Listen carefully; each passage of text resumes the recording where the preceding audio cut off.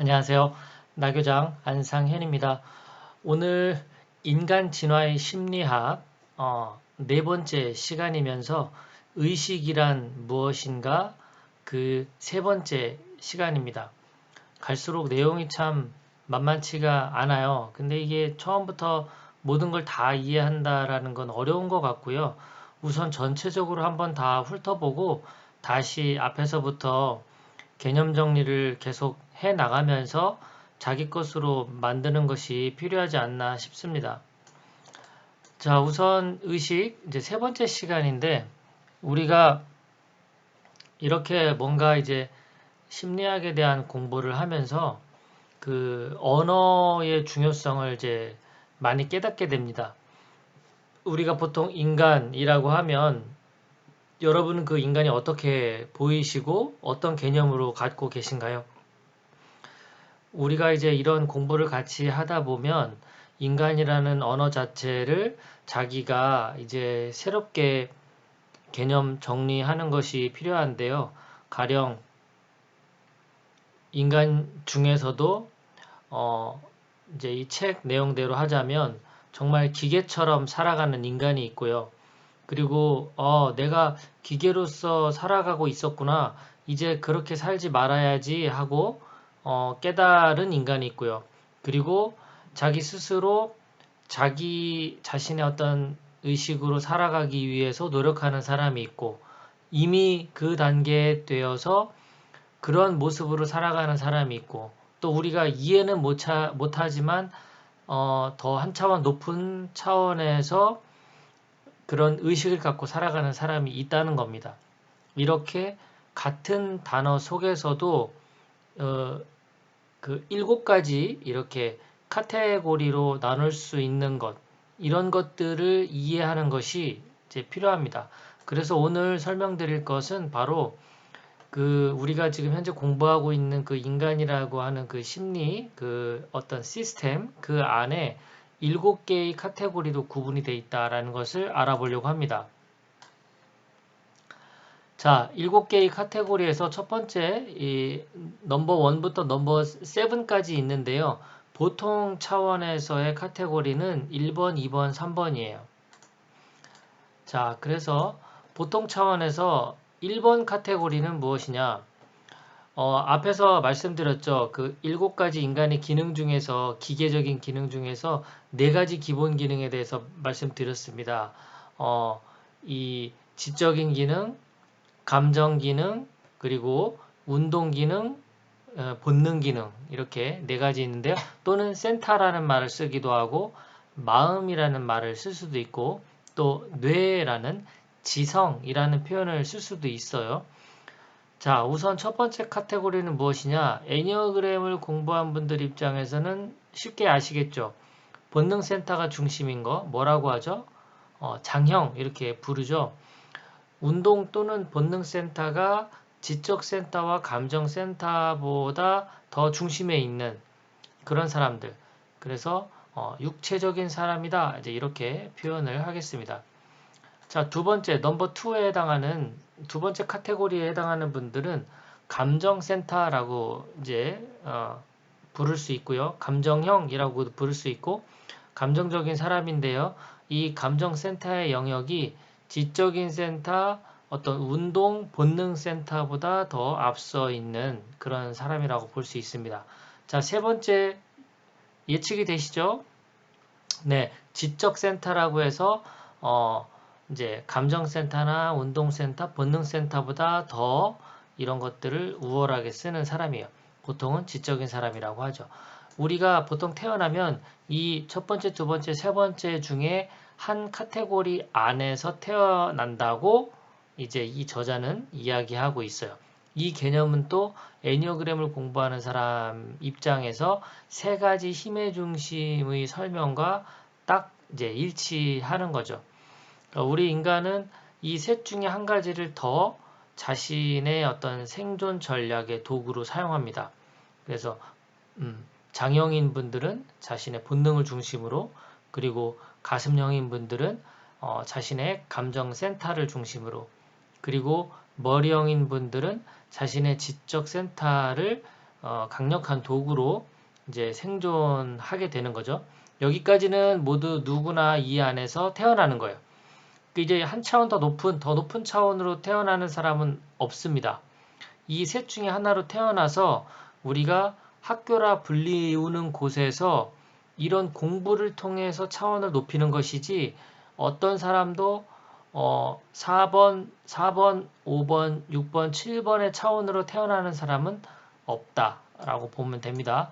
자, 그러면 더 높은 차원은 이제 어떻게 되느냐? 4번, 5번, 6번, 7번이 되겠죠. 4번은 영구한 중심에 닿은 사람이라고 말을 해요. 단일성, 의식, 그리고 영원한 나와 의지를 얻는 것. 이것이 다른 어떠한 관심사보다 중요하게 된 사람들이에요. 기능과 센터들이 균형 잡힌 그런 사람들이라고 볼 수가 있습니다. 자, 5번 카테고리에 있는 사람들은 단일성과 자의식을 이룬 사람이에요.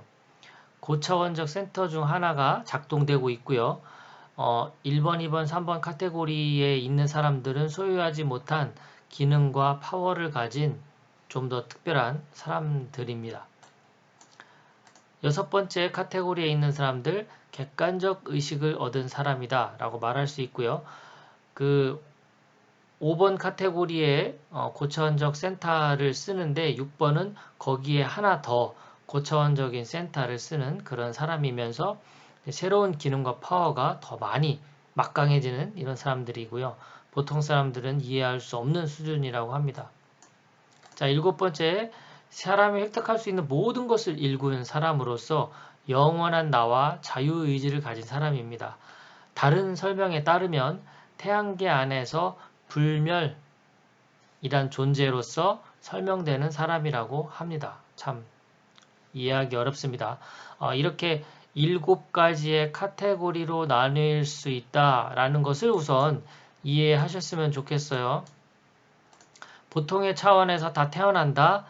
누구나 다 1, 2, 3 카테고리에서 태어나고 그리고 학교에서 공부를 통해서 더 높은 차원으로 진화한다. 이렇게 설명드릴 수가 있습니다. 자, 이렇게 인간이라는 언어 자체도 7가지의 카테고리로 구분 지을 수 있는 것, 이런 것들이 우리가 이제 심리학을 공부하는 중요한 개념이 되는 겁니다.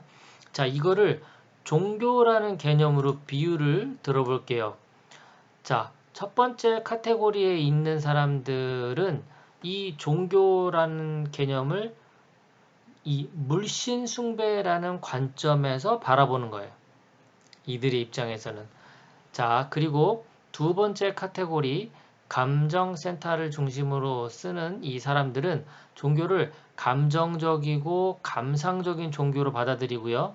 간혹 광신도로 변할 수도 있어요. 이 사람들은 그 불관용, 이단 이런 것들에 대해서 아주 강력하게 처벌을 요하는 이런 성향이 나타날 수도 있습니다. 감상적인 종교로 받아들이기 때문에 그런 거죠.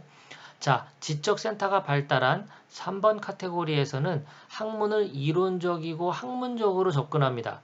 단어나 형식, 의례에 관한 주장을 많이 하고요. 또 그런 것들이 다른 어떤 것보다도 중요해지는 그런 사람들이에요. 자, 이 1번 카테고리, 2번 카테고리, 3번 카테고리마다 종교라는 개념을 접근하는 방식이 달라진다는 걸 알 수 있겠죠. 자, 네 번째 카테고리에서는 종교는 자기 개발을 위해서 노력하는 사람들에게 필요한 그런 도구 같은 개념이에요. 종교는. 자, 5번 카테고리에서는요. 이미 단일성을 획득한 사람들인데요.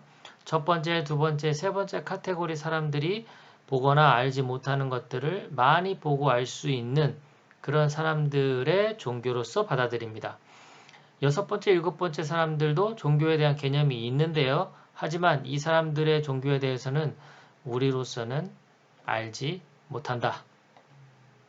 이런 종교에 대한 구분이 이렇게 7가지 카테고리에 맞춰서 개념을 설명을 드렸는데 이런 것들이 예술이나 과학이나 철학에도 그대로 적용이 됩니다. 그래서 그 카테고리에서 이런 예술과 과학과 철학을 바라보는 이 말하자면 사유의 시선이 다른 거예요.